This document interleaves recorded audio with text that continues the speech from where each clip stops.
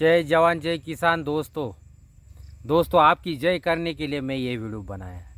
ये ज़रूर ख्याल में रहेगा। अभी बैल बकरी भाव आए, भाव है, दिवाली का छुट्टी है, इसीलिए अभी भाव मेरे साथ ही है। अभी दोस्तों क्या है, इस सीज़न में बारिश के टाइम होता क्या, बारिश के सीज़न में कभी आपके भेड़ के बच्चे बकरी के बच्चे जमते हैं, कभी नहीं जमते। बारिश के समय ज़्यादातर सबसे ज़्यादा बीमारी रहती है। ये जैसे सबको मालूम है, कोई बात नहीं दोस्तों, अच्छा है। आपको ही जैसी जानकारी है वो तो दोस्तों बहुत अच्छा है। भेड़ बकरी के बच्चे कई बारिश में जमते हैं, कई बारिश में नहीं जमते हैं। इसलिए कई साल ऐसा होता है, कई साल वैसा होता है। इसलिए कई साल अच्छा होता है, कई साल खराब जाता है। ये सबको मालूम है। जैसे मर्टिलिटी है, जो मरतुक है, जैसे ये भूत तला पर तो अपन जन्म लेंगे और मरेंगे, ये तो अंतिम सत्य यही है, अलग कोई नहीं है। जैसे जन्म लेने वाला मरने वाला है, लेकिन जो जन्म लेगा वो जैसे बचपन में नहीं मरना चाहिए। ये जैसे बहुत इम्पोर्टेंट बात है। और दोस्तों ये जैसे भेड़ और बकरी पालक के साथ होता है। कभी कभी उसके बकरे जमते हैं, बच्चे जमते हैं, कभी नहीं जमते। अबे इस बारिश में मेरे समझ लो 10-12 अभी तक तो गए हैं, अभी 4-5 बाकी है, उनको दवा पानी चालू है। तो दोस्तों ये जैसे न होने के लिए क्या करना चाहिए, क्या नहीं करना चाहिए, ये जैसे अभी मेडिकल वाले से मैं बहुत मेडिकल वाले से 4-5 मेडिकल वाले से बात किया। जैसे उनके पास बहुत लोग आते हैं कि ये दवा चाहिए, वो दवा है, ये हमारा बच्चे ऐसे बीमार है, वैसे बीमार है, इसलिए ऐसा दवा चाहिए, वैसे दवाई चाहिए। अभी डिसेंट्री होना ये जैसे कॉमन बात है, बुखार आना ये जैसी कॉमन बात है, सर्दी आना ये जैसी कॉमन बात है। तो इसमें जैसे कैसे रास्ता निकाला जाए, जैसे अभी उस पर तो लसीकरण है, टीकाकरण है, जैसे टाइम टाइम पर अपन तो टीकाकरण तो करते, लेकिन 4 महीने के अंदर के बच्चे को नहीं करना होता है। तो उसके लिए क्या करें, तो उसके लिए दोस्तों मैं ये सोचा, चलो अभी दिवाली का पीरियड चालू है। दिवाली में जैसे वासु बारस हो गया, धनतेरस हो गया, पाड़वा हो गया, लक्ष्मी पूजन, दिवाली हो गई, भावबीज हो गई, और उसमें धनतेरस है। धनतेरस क्यों है, क्योंकि ये 4-5 दिन जो महत्वपूर्ण है दिवाली की, दिवाली पर्व में, उसमें दोस्तों धनतेरस है। और वो धनतेरस है धन्वंतरी भगवान का। धन्वंतरी भगवान के जैसे हजारों हाथ है, दशावतार, दश हाथ है।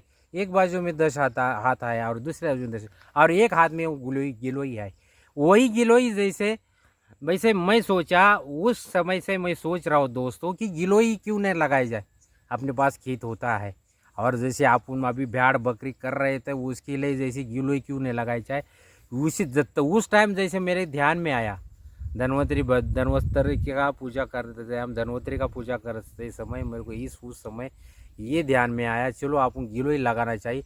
ये 20 बारिश में अपन शुरू में से जैसे अपने को ध्यान नहीं, अलग अलग पौधे, पेड़ पौधे बकरी भेड़ के लिए जो खाने के लिए चाहिए दोस्तों, वो तो लगा रहे हैं, लेकिन ये नहीं लगाया। गिलोई कैसे है, जैसे भविष्य में आने वाली बीमारी, और अभी तक जैसे जो बीमारियाँ हुई है और अभी नहीं आ रही है, जैसे भविष्य में आने वाली है, उसके लिए गिलोई काम करती है। हाँ, मनुष्य रहने दो, कौन से ही प्राणी रहने दो, भेड़ रहने दो, बकरी रहने दो, कौन सा ही प्राणी रहने दो, तो उसके लिए गिलोई सबसे अच्छा है। इसलिए मैं गिलोई खाया हूँ।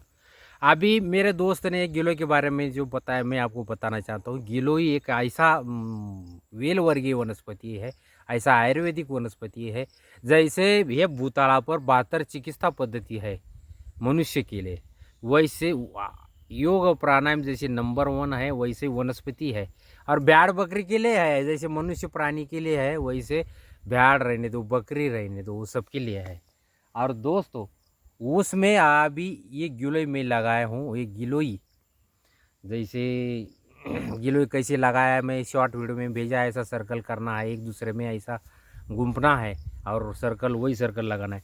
तो पहले इतना तक डंडी, जैसे अपन 1 फुट तक डंडी ज़मीन में गाड़ के लगाते थे, वैसा नहीं लगाना है। शॉर्ट वीडियो मेरे देखिए गिलोई का, तो उसमें आपको पता पड़ेगा कि गिलोई कैसे लगाना है। अभी कैसा है, थोड़ा सा वेदर बारिश का जैसा है, तो जैसे बारिश के मौसम में जैसा उपजाऊपना रहता है, तो जैसे अभी भी आप गिलोई लगा सकते हैं। ऐसी कोई सी बात नहीं। जैसे आपके घर के कुंड में लगा सकते, खेती में लगा सकते, घर के पास भी क्यों होना चाहिए, क्योंकि वास्तु दोष भी उससे दूर होता है।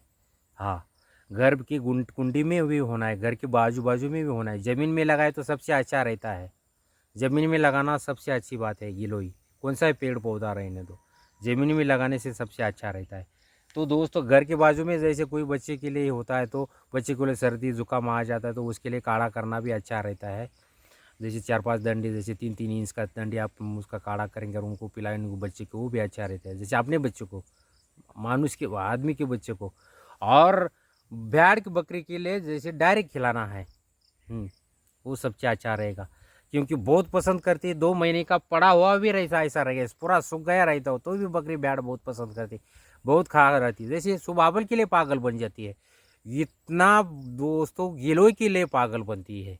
इतना गिलोय कारागर, इतना गिलोय पसंद करती है, इतना चाव से खाती है। इसीलिए गिलोय ज़रूर अपने खेत के आजू बाजू में लगाइए। और जैसे नीम के पेड़ के बाजू में लगाएं तो दोस्तों बहुत अच्छा होगा। हाँ, गिलोय के पेड़ के बाजू में गिलोय की नीम का पेड़ सबसे अच्छा माना जाता है। जैसे 10 वनस्पति में से 10वां नंबर नीम का है, नीम का पेड़ का है। जैसे तुलसी है, पिंपल है, वड़ है, सापा है, पलस करके एक है वनस्पति है, नीम है, और इमली है, आम का पौधा, आम का पेड़ है। ये जैसा ऐसे 10 पेड़ है। ये भूतापल जैसे किसी ने काटा तो उसको पाप लग जाता है, इतना उसका ये है। वैसा दोस्तों नीम का पेड़ का बाजू में गिलोय आपने लगाया तो ये सबसे अच्छा रहेगा। इसलिए मैं ये दोस्तों आपको वीडियो बना रहा हूँ। हाँ, और गिलोय सबसे वो अच्छा वनस्पति, आजकल उसका पाउडर भी मिलने लगा है बाज़ार में, इसलिए गिलोय लगाइए। और ये भेड़ को आज का जो अभी मेरा मेन आपको सबके साथ बात करने का, ये वीडियो बनाने का एक ही मकसद है। आज की जो बीमारी है, जैसे 3 से भेड़ है आपके पास, तो उसके लिए 1 लाख रुपए लगता है सिर्फ दवा के लिए। ये जैसा उनको चलाने के लिए, उनकी बीमारी, उनको अच्छा तरह से पाचन होने के लिए, उनकी अलग अलग बीमारी होने के लिए, डिसेंट्री है, ये बुखार है, सर्दी है, लसीकरण है, टीकाकरण है, उसके लिए पूरा 300 भेड़ के लिए 1 लाख रुपए लगता है पूरा दोस्तों। तो जैसे क्यों ना ऐसी औषधि वनस्पति उनको खिलाया जाए और उनको ठीक किया जाए। अभी मेरे एक दोस्त का मैं बोलने वाला था दोस्तों, उसकी एक बकरी क्या हो गया था, ऐसा प्लास्टिक घर के बाजू में पड़ा था, और वो जैसे अनजाने से प्लास्टिक बहुत खा लिया उसने, और वो बहुत प्लास्टिक खाने की वजह से बकरी बीमार हो गई। तो डॉक्टर का दवा करके वो बोला, वो तो चलो दवा भी चालू तो है, लेकिन आप उसको गिलोय भी खिलाते रहेंगे, क्योंकि उसको गिलोय के बारे में मालूम था। तो उसने गिलोय खिलाने के लिए चालू किया दोस्तों। तो उसको 10-15-20 दिन में उसकी बकरी ठीक होने लगी, क्योंकि प्लास्टिक खाने वाला ज़्यादातर भेड़ रहने तो, बकरी रहने तो, गाय रहने तो, कौन सा भी प्राणी रहने तो वो मर जाता नहीं, क्योंकि प्लास्टिक वो कैसा होता है, चारा कुछ भी खाया तो पच जाता है, हजम हो जाता है, लेकिन प्लास्टिक ये नहीं, एक ऐसी चीज़ है ये जैसे अंदर जमती नहीं है। हाँ, तो इसलिए दोस्तों उसने गिलोय खिलाया तो उसको 10-15 दिन में उसकी बकरी ठीक होने लगी। और उसने सबसे अच्छा ये हो गया कि उसने अभी मर ही जाएंगे करके बकरी ऐसा लगा रहा था, उसको छोड़ ही दिया था, लेकिन गिलोय लास्ट का पर्याय उसके दिमाग में आ गए। तो गिलोय इतना कारागिर है दोस्तों, इतना भारी है। मेरी भी बकरी प्लास्टिक से मरी है 1-2, ऐसी नहीं मैं बोलता हूँ, बिच्छू मरने से मरी है, उसके बाजू में मुर्गी रखा हूँ फॉर्म में। और प्लास्टिक ये भी जैसे सबसे बेकार है, जैसे प्लास्टिक की चीज़ें उनसे दूर रखी है। और गिलोय जैसे पहले से उनको कोई बीमारी ना हो जाए, इसीलिए गिलोय थोड़ा थोड़ा खिलाती जाइए दोस्तों। ज़रूर आपकी मृत्यु जो मेर्टिलिटी है, जो मृतक है, ये जैसे भेड़ बकरी में से आपकी दूर हो जाएगी। इसलिए ये वीडियो दोस्तों बना रहा हूँ। ये गिलोय बहुत जैसे कारागर है। और तुलसी तो नहीं खा सकती, तुलसी तो कौन सा ही प्राणी खाता नहीं, इसलिए गिलोय सबसे अच्छा पसंद करते हैं। और पहले से उनका तबीयत अच्छा रखे, क्योंकि आपका कोई मृत्यु नहीं होना चाहिए, इसीलिए तबीयत अच्छा रहे तो उनका वो सह लेती है, और वैसे तो उनके पास बीमारी कोई रह नहीं जाती, बीमारी जैसे आएगी और जाएगी ऐसा हो जाएगा। इसलिए तबीयत अच्छा बनाई भेड़ बकरी का, उस पर जोर लगाइए, ये बहुत इंपॉर्टेंट। इसे लाइक जरूर करें। जय जवान जय किसान, राम कृष्ण हरी।